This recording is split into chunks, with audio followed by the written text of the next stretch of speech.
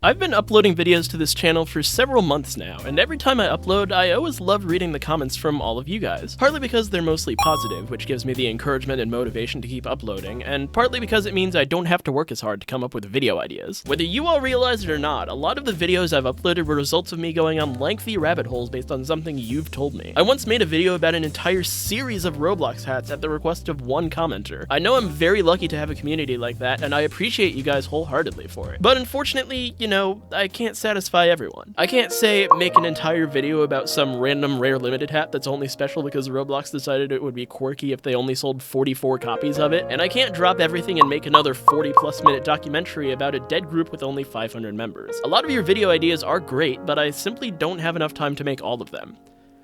But if it's clear to me that there's something that all of you as a community really want me to talk about, I will deliver on that for you. I can promise you that. Or you could just pay me a bunch of Robux to plug your stuff for a while.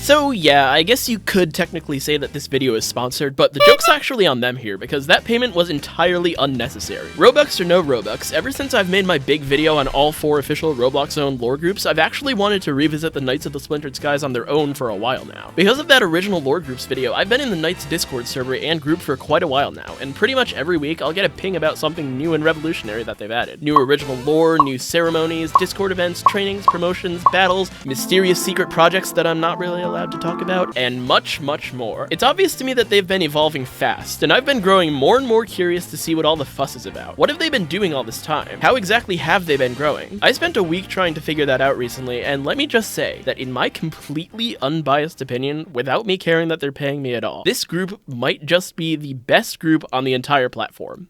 Not even joking.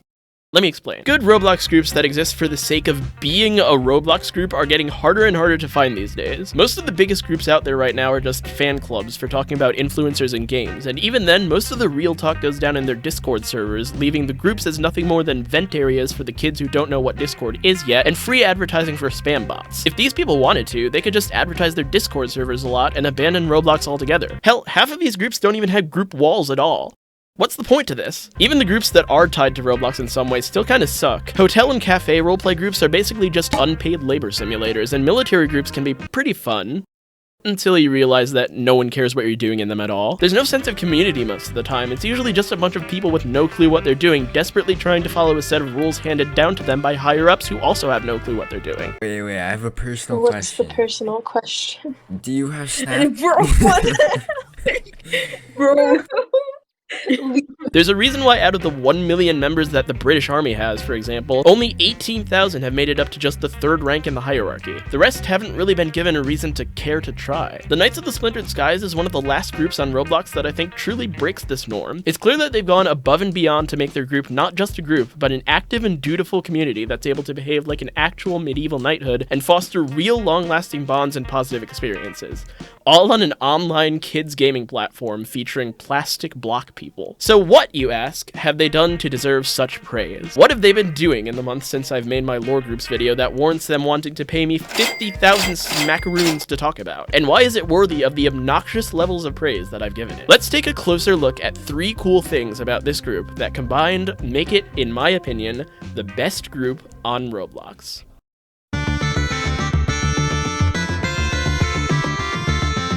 Now, if you're coming here without having seen that lore groups video that I mentioned, you've probably either clicked off already or been screaming at your device for the past few minutes, Nitro!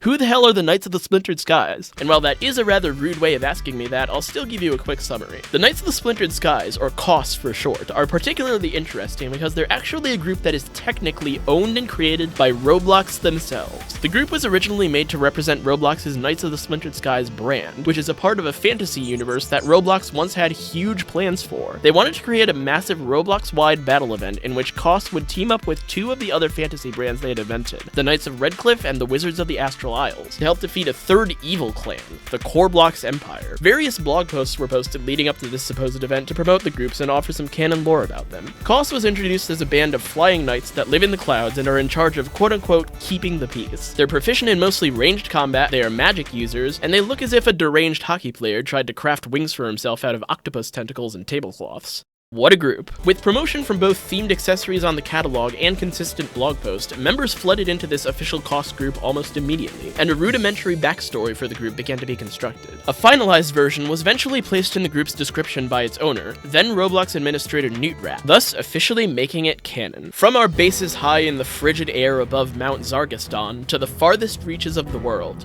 we, the Knights of the Splintered Skies, fight to defend Robloxia against all those who would overtake its peace in chaos. 5 centuries ago, blessed with powers of holy light, the great knight Dukran discovered the power of flight and founded our city Losindor in the sky. Since that day, we have defended the honor and the peace of Robloxia many times, yet no war has been as hard fought as the current battle against the Korblox. Yet with our mighty siege weapons making strides against the Korbloxian advance, and the powers of light still defending against their aerial assault, we may, nay, we must, yet prevail. 1543 shall be the year not only of our greatest hardships, but of our greatest triumph. This description shared a platform with Adopt Me, by the way. With a cause to fight for and a steadily growing community, it seemed that KoSS, along with the other official groups, would only keep on growing. Eventually, though, it became clear that Roblox's interest in these groups had started to fade. With no signs of the war event that Roblox had promised them, the only thing that they could do was keep training and training, which for many members got boring fast. When you're stuck with only a certain amount of information that you can use to base the entire backstory of your community on, you're going to run out of ideas eventually. Because, you see, these official groups didn't impose a lot of regulations on themselves at the time, but there was one thing they held fast to. The only way a piece of lore could be canon was if it was said by a Roblox staff member. After all, they were official Roblox-owned groups, right? So logically, that meant that Roblox must always be the ultimate decider of their fate. Even when it was obvious that the clans had long been fully abandoned by Roblox, the pieces of lore that group members did try to make to fill in the void were usually largely ignored by others, since they weren't considered truly canon. And that brings us to 2019. KoSS had been stagnant for a while by that point, the only thing keeping it afloat being a YouTube campaign by an anonymous impersonator of its new owner, Roblox admin Stickmasterluke. The clans in general were aging and becoming more and more forgotten, and since KoSS were already portrayed as secondary characters to the Knights of Redcliff in the original story, it was being affected particularly harshly. Needless to say, it wasn't looking good for KoSS. And then, out of nowhere, someone took charge. A new challenger initiated a face-off against the monotony and was willing to do whatever it would take to whip KoSS into shape, even if it meant going against the traditions that had been in place for nearly a decade. Equitas entered the scene.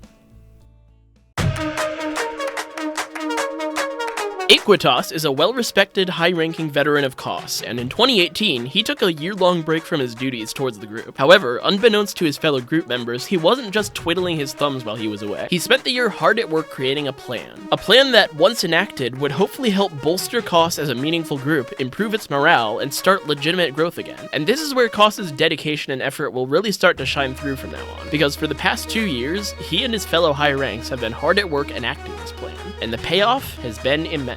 The goal of this plan was to establish complete and detailed lore about as many aspects of the group as possible, and in doing so, introduce new parts of the group which would in turn receive their own lore, creating a snowball effect resulting in a rapidly expanding universe. This would keep people interested in the group, make it seem much more serious, and encourage frequent discourse about it, both inside and outside the community. How would this be accomplished? Writing.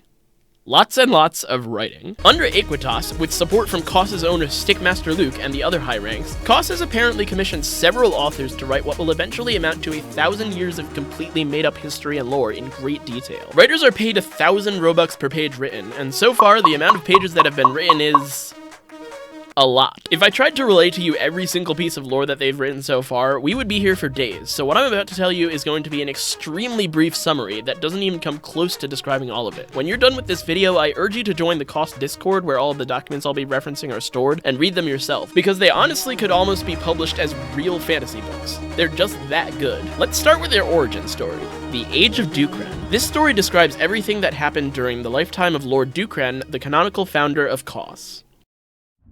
One day, A being of pure energy was hanging out in a black void of nothingness and decided it would be kind of fun to try creating the fabric of reality and life itself, but it got a little too cocky and overdosed on its own power, causing itself to explode. This resulted in there being a bunch of magic power everywhere, some of which got absorbed by humans and some of which transformed into godly, near-immortal angelic beings called the Hydrians. The Hydrians were basically beta versions of Greek gods. They lived in the clouds, were in charge of keeping the natural order, and despite being near immortal, still needed to have kids for some reason. So eventually the Hydrians started reproducing, but one of them, a woman called Vencia, decided to be not like the other girls and reject the whole having kids thing. She instead ran away to Earth, found a handsome wizard called Patros, and decided, screw it, I am actually interested in keeping my species alive, and settled down with him. They had a son, who they named Dukran, and with the Hydrus or Hydrian power from his mom, and the Manus or human magic from his dad, he was a powerful little guy. As he grew up, he got more and more skilled in magic and became very popular, using his impressive abilities and selfless attitude to gain several devotees and followers. Unfortunately, Patros, while powerful, was still a human, and didn't have the infinite health buffer that is Hydrus magic. This resulted in him dying of old age while his wife and son were still fairly young. His wife was very sad, and decided to deal with this loss by, going insane and trying to level their entire village. Yeah, I'm being serious. Dukran had to battle his own mother to save the village, and actually won, but was then left parentless, so with nothing much else to do there, he gathered up his followers and they became a traveling band of knights, going around the world to save the people from danger. Some people they saved ended up being so grateful that they joined the band, and Dukran's following got bigger and bigger. Meanwhile, up in Hydrian land, aka the clouds, something was wrong. A massive snake was trying to eat all of them alive. This snake was known as Malachulm, and it was basically a manifestation of the empty void that the all-powerful being from before had deleted to install the universe. And believe it or not, the void wasn't too happy to have been deleted. It had been lying in wait, building up power to try and take back the Earth, and the only thing stopping it from getting there was the sky, which the Hydrians lived in. The Hydrians put up a good fight, but it was a losing battle. When your opponent is literally a manifestation of chaos itself, you're usually in for a tough time. But all of the commotion ended up attracting the attention of Dukran, who, sensing that his mother's people were in trouble, scaled a mountain several times bigger than Everest known as Mount Zargastan, and used its summit as an access point to the Hydrian Sky Islands, where he found all of the surviving Hydrians and decided to soul-suck all of their magic out of them, making him powerful enough to ultimately explode Malachulm into a million pieces. The world was saved, and everyone could celebrate. There were just a couple of problems. For one thing, now that the Hydrians had no power, there was no one left to protect the skies anymore except Dukran, who had all the power, which meant that from now on, he would always have to stay on the island and couldn't adventure with anyone or see his followers again. The solution was to bless them all with a splinter of his power so that they could help protect people with sky magic and fly up to the islands to help set up base there and keep Dukran company. This was the creation of the Knights of the Splintered Skies. The other problem was that the Hydrians didn't much care for not being able to use their otherworldly god-tier magical powers anymore. Lots of them didn't like KoSS, but lots of them did, and they helped convince the ones that didn't that it was actually alright that they didn't have their powers anymore if it meant, you know, not getting eaten by a giant snake. Pretty soon, the Hydrians were all on KoSS's side. All except one arrogant young one called Magna. And from here we get into a massive chain reaction plot that I don't really have time to properly explain here, but rest assured that it's pretty insane. It has giant laser crystals, a queen getting captured and transformed into a giant black dragon, mind control, betrayal, some guy with such a grudge against KoSS that he pretends to be one of them as a double agent for an entire decade, and much more. By the end, KoSS had grown to be a powerful, organized, and respected organization, and Dukran had become extremely old. He was getting too weak to keep control of his powers, and if he ever lost his grip on them, everyone would surely perish. So he decided to transfer all of his power to his son, Nuriel. A 10-day feast was held in his honor, and the one thing he left behind after transferring his power and evaporating, a feather, was buried in front of his castle for all of his adoring followers and fellow honorable knights to be with forevermore.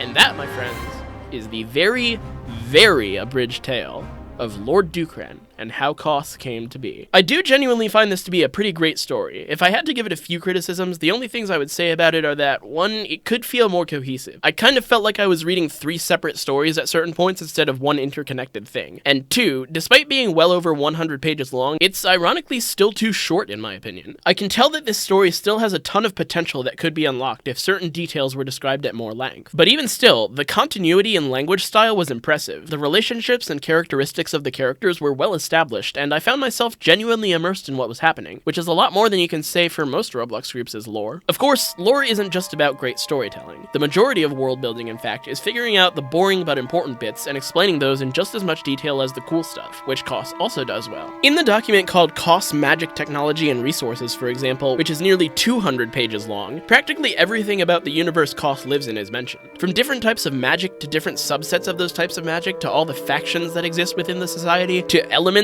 to artifacts, it's all in there, described in excruciating detail. Again, it would take me all day to tell you everything in here, so let me just tell you about one chapter in here so that you can get a sense of just how detailed they are. The Schools of Hydrus Magic. Hydrus magic, if you haven't already been able to figure this out from context clues, is the otherworldly magic that was formerly exclusive to the Hydrian race and is now exclusively used by them and KoSS to keep the peace. The way it works is through the manipulation of the Aether, a passive energy that floats around all across the universe. Aether on its own can be used to do very cool things, essentially bending the fabric of reality itself at certain points. Aether can also be manipulated to transform into a tangible energy known as ether, which can affect the physical world a lot more. In order to better quantify the wide range of actions that can be done with Hydrus magic, KoSS split it into 5 separate schools of focus: Lumen, Valore, Azimuth, Harmonic, and Essence. The Lumen school involves using light energized with energy from hidden spirit realms in a variety of ways. Practitioners can create shields of light, make light appear out of pitch black darkness, heal physical and spiritual wounds, and even conduct seances, which allow the living to communicate with the dead. It's very defense-oriented, and practitioners of it are essential to most battles. The Valore school is all about body modification. They use ether to give their bodies temporary enhancements in the form of extra body parts made out of pure light energy. Common add-ons are bird-like parts such as wings for flight and tail feathers for extra mobility, but practitioners have been known to add everything from dragon scales for increased protection to enhancements that increase their eyesight in the dark and their hearing. This school is used by every Sky Knight in order to allow them to fly, and it produces a huge ability boost to mages during battles. Inevitably, though, I think we all know who gets the most out of this type of magic at the end of the day. The Azimuth school involves taking natural elements such as water, lightning, and fire and infusing them with aether to make them more awesome. For example, aether-infused lightning is known as radiant lightning, which can pierce through solid objects without losing any charge, and aether-infused fire is known as skyfire, which burns blue and has the ability to trap enemies inside it while burning and numbing them. The Harmonic school just likes making stuff explode, I guess. It's basically the Valore school, except this time, instead of binding the ether to yourself, you bind it to other objects. The ether hates this for some reason. It's incredibly unstable whenever you try to bind it to something that isn't you, and tends to decay a short time after it's created. Sometimes non-violently, and sometimes non-violently. The benefit to this, though, is that Harmonic mages can create whatever they need to help them out in battle, from a weapon to a whole new lookout spot, and then abandon it and wait for someone else to try to use it, only to be blown to smithereens on the spot. You just better hope that that someone else isn't another knight. Finally, there's Essence, which is kind of forbidden for most people to use because it involves dealing with souls. A well-trained Essence user can trap an enemy's soul and purify it from corruption, see its true intentions, or even cripple or completely unravel it. Unfortunately, the downside here is that if you expend too much energy using Essence magic, your own soul will unravel, and once that happens, there will be no trace of you left, both in real life and in the afterlife. You'll simply cease to exist, so if you like having your soul around, maybe avoid this one for now. I could honestly go on and on about these Hydrus schools because there's so much more information about them and indeed every other type of magic, resource, and artifact in KoSS's universe. And the lore still doesn't end there. They have full schematics of the ranks of their military and special operations groups, manifestos of all the leadership and high rank positions, schematics on the geography of the entire kingdom of KoSS both in the air and on the ground, and even a catalog of all the cool animals that exist in the universe. One particular one that they wanted me to mention was the Cloudworm, which is a favorite of the community and probably my favorite too now, because look at them. They're white, slightly translucent worms that live in the clouds and sometimes rain down on the populace before getting absorbed back up to the sky again harmlessly, and they're so innocuous and cute looking that you can't really help but love them. Once you get past the wriggling, of course. You can clearly see that KoSS really values their past, even if it is a past that's completely made up by themselves, and the members of KoSS have reacted extremely positively to this practice. Lengthy discussions and suggestions for add-ons take place every time a new piece of lore is released, and dozens of lore ideas have been submitted to the lore authors over the past few months. By taking so much care, they've made it feel like you're participating in an actual fandom instead of a one-dimensional scenario like in many other combat-based groups, and they're doing all the better because of it. But that alone isn't the reason for KoSS's well-deserved growth. In fact, that has a lot to do with cool thing number 2.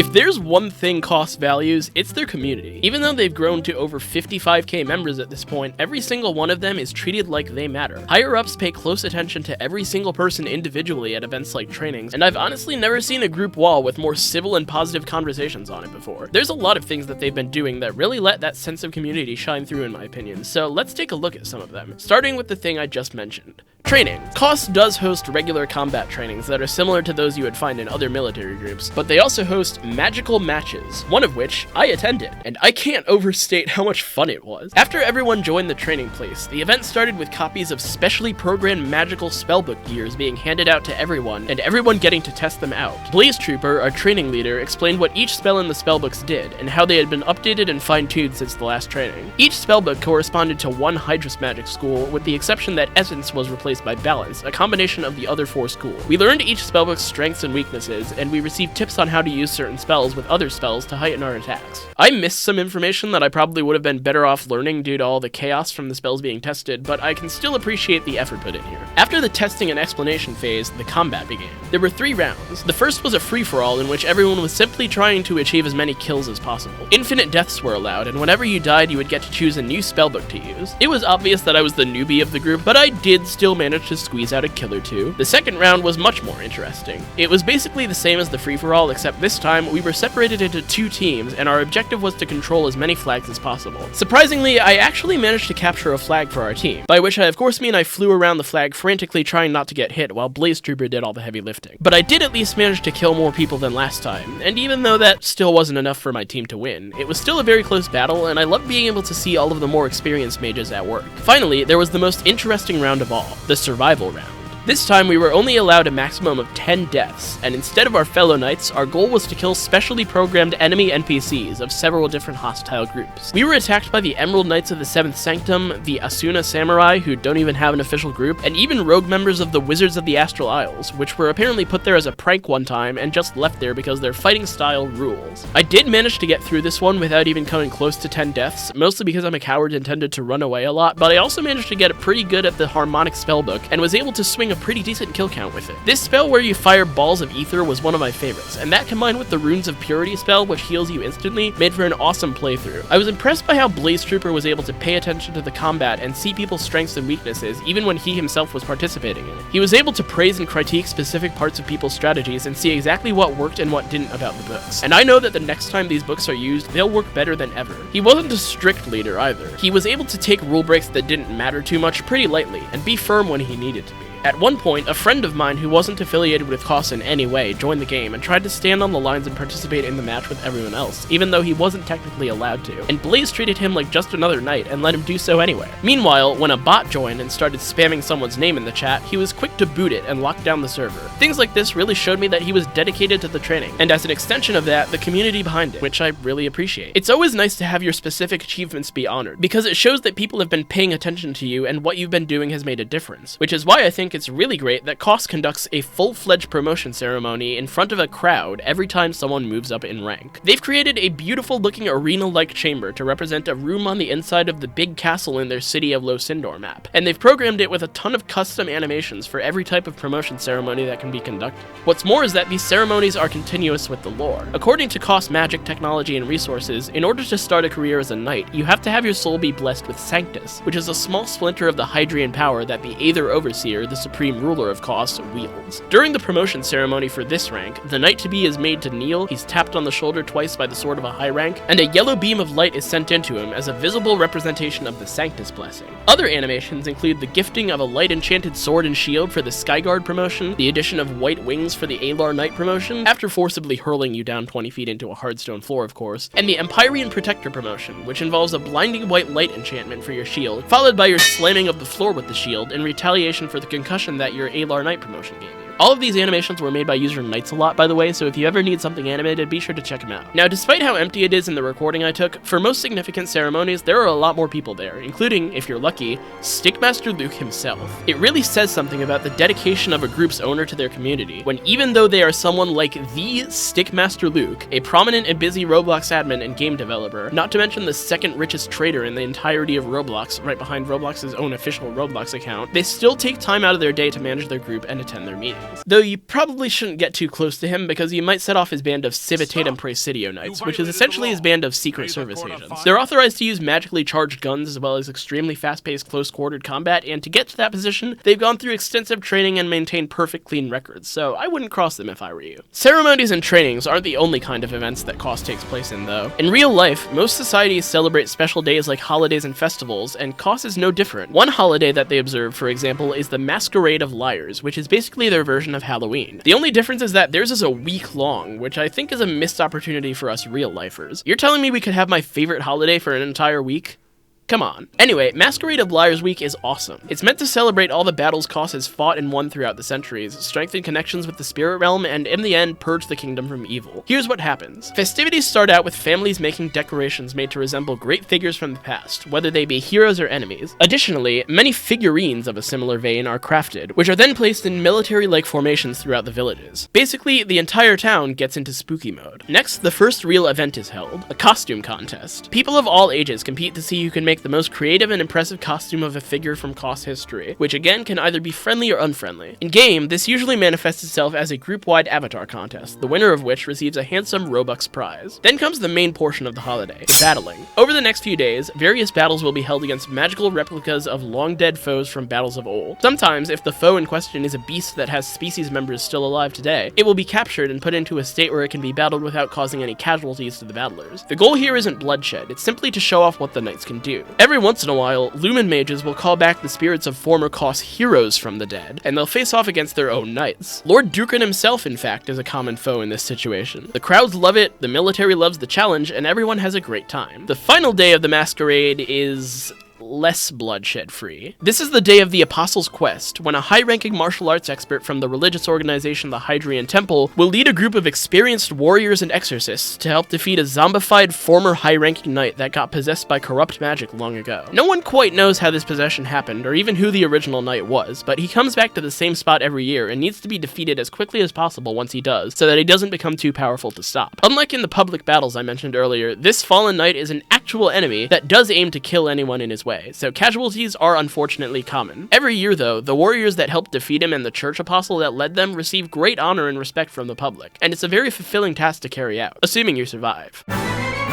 Another holiday enjoyed by the community is Unification Day. This one, while much simpler than the Masquerade of Liars, is still just as fun because it involves you and your fellow KoSS members throwing snowballs at each other. Long ago, shortly after Dukran's passing, there was a massive civil war in KoSS. Two parties, the Retainers and the Disciples of the Frozen North, had very different ideas of how Hydrus magic should be handled, and this conflict would erupt into a long war amongst the knights. During Unification Day, this history is reenacted with a trip to the site of the war's final battle, where everyone splits into teams representing the Retainers and the Disciples, and tries to get as many knockouts as possible with snowballs. The team with the most knockouts wins, and everyone usually has a good time. If you couldn't already tell by the footage I've been using, both the Masquerade of Liars and Unification Day are not only in-lore holidays, but the battles they call for are fought in-game every year using one of KoSS's many battle arena places. KoSS has created various scripts that allow them complete control of what the Masquerade foes do. They've coded the mechanics of the snowball fight entirely from scratch, and they've even added the extra stake to the Masquerade battles of the arena collapsing over time as the battles go on. These events not only serve as things for group members to look forward to each year, but also as bonding activities that help to further that sense of community. But the events don't even stop there. The KoSS Discord server is actively maintained as well, and it's been known to play host to several other contests and bonding activities over the past few months, all of which have awarded high amounts of Robux as prizes, with the winner of the most recent emoji contest receiving a shocking 10,000 Robux, and winners 2, 3, and 4 receiving 7,000, 5,000, and 3,500 Robux respectively. From building competitions to art competitions to writing competitions to emoji design competitions, you can expect to be doing a variety of different things when you join here, not just fighting. Several awesome pieces of art, lore, and games have come out of these contests, by the way, so winning these doesn't just reward the original artists, it rewards the entire group as well. I, for one, love this frog emoji, and will probably use it heavily if and when I ever get Discord Nitro. Simply put,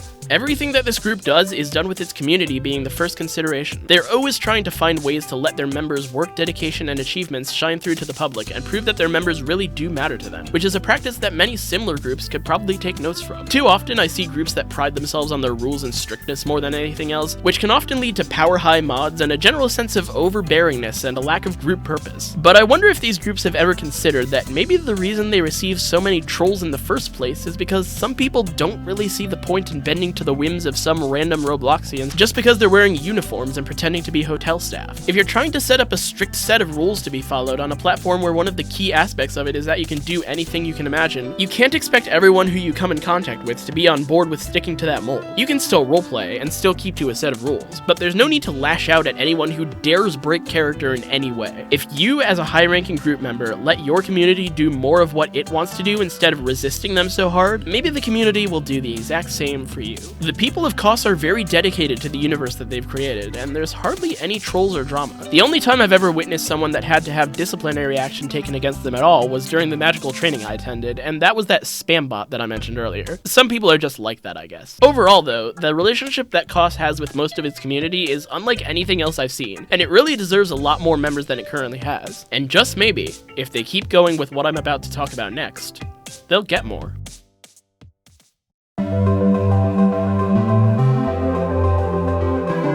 So, we've already established that KoSS is doing a lot, but it doesn't really matter how much you can do if you don't have the momentum to keep doing that much for a while. It's great that they're doing everything they're doing right now, but where will they be in a few years? How will they keep members coming back for more? A group that can readily and truthfully answer these kinds of questions is pretty much set for life, and let's just say, KoSS definitely has some answers. Even though they've already released hundreds upon hundreds of pages of lore at this point, they still have much more in the works. They're currently busy writing the Age of Nerial, which will act as a sequel to the Age of Dukran, and catalog exactly what that civil war that I mentioned earlier was all about. New materials, resources, animal species, magic types, and much more are continuously added to the existing lore documents multiple times per month. And they've even gone so far as to hire a professional geologist to help make sure their environments are all scientifically plausible. In the further feature, they plan on expanding all of the stories they've made into longer, more high-stakes novels, and getting them professionally edited and published into a real book series. And they've already started to get in contact with real professional editors who might be up to such a task. More holidays and celebrations are being developed, new games are constantly being worked on, the hierarchy and guide are always being reworked. There's a lot going on in terms of future-proofing here. And KoSS is actually in a very lucky spot right now, because like I mentioned earlier, their owner has pretty much infinite Robux to pour into them if he wants. So no matter what happens, as long as he stays active, the group is pretty much guaranteed to only get better from here. Hell, they commissioned this video, didn't they? Left alone, me shilling them for 30 minutes long probably wouldn't reach nearly as many people as it is now that KoSS has most likely put it on blast on their Discord server, and I'm not complaining, but what I am saying is that it shows how much they're willing to do for their group, and how much resource they can and will put into it, even if they aren't guaranteed any returns on their investment. I truly believe that KoSS is on the brink of another golden age for themselves. They're doing so much, and at some point, one of their endeavors will inevitably go viral. 55k members may seem like a lot, but they have so much more potential than that. If groups like this one can achieve 1 million members, then the fact that KoSS hasn't already achieved that is criminal, and I know that they will one day. They have planned heavily for their future, and as a result, their future is looking bright. I will admit that I initially had a lot of reservations about making this video. Not only is KoSS a group that I've covered in some capacity before, and I really don't like the idea of reusing topics, but I was extremely worried about losing my authenticity from this. KoSS did seem like a great group when I researched them initially, but did they really deserve a long video just for themselves full of nothing but positives? Would this video turn out to be nothing more than a giant lie? Would making this video really be worth it? I've realized that as a YouTuber, you really have to pick your sponsors carefully, otherwise you just end up making a video with no soul to it, and it just feels like a big long television commercial. It's only when you have actual positive experiences with something that you can relay to your audience with genuine emotion and feeling that I feel like sponsored videos are okay. And I hope that I've been able to successfully relay to you my own positive experiences, because I really did have a lot of them. I also noticed a ton of things that, although they didn't necessarily pertain to me, I was genuinely impressed by, such as the promotion ceremonies, artwork, lore, and much more. And when you take everything into consideration, from their awesome games and awesome comprehensive lore, to their genuine caring and time investment in each of their members individually, to their dedication to the universe, to their steadfastness against whatever the future may bring, I think it's safe to say that as a group, the Knights of the Splintered Skies are one of, if not the best, that Roblox currently has to offer. I would like to mention that if you're part of one of the other lore groups and not KoSS, you have no reason to be ashamed of that whatsoever. All of the lore groups are great. The Knights of Redcliff is an awesome no magic military group, Korblox is great if you're going for something with a KoSS vibe except much more evil, and the Wizards of the Astral Isles? Well, maybe not all of them, but with the right leaders, even the wizards might eventually pull even with their counterparts. KoSS just has a ton of resource, active leadership, and drive that it can use to further the lore group's ideals, which is why I think it's the best one to join right now, but also consider checking out the other groups, because I think that with enough attention, these groups could resume their lives as the powerhouses that they once were, and they really deserve that. Roblox has proven time and time again that they don't care about these people at all. Let's show them together that we do.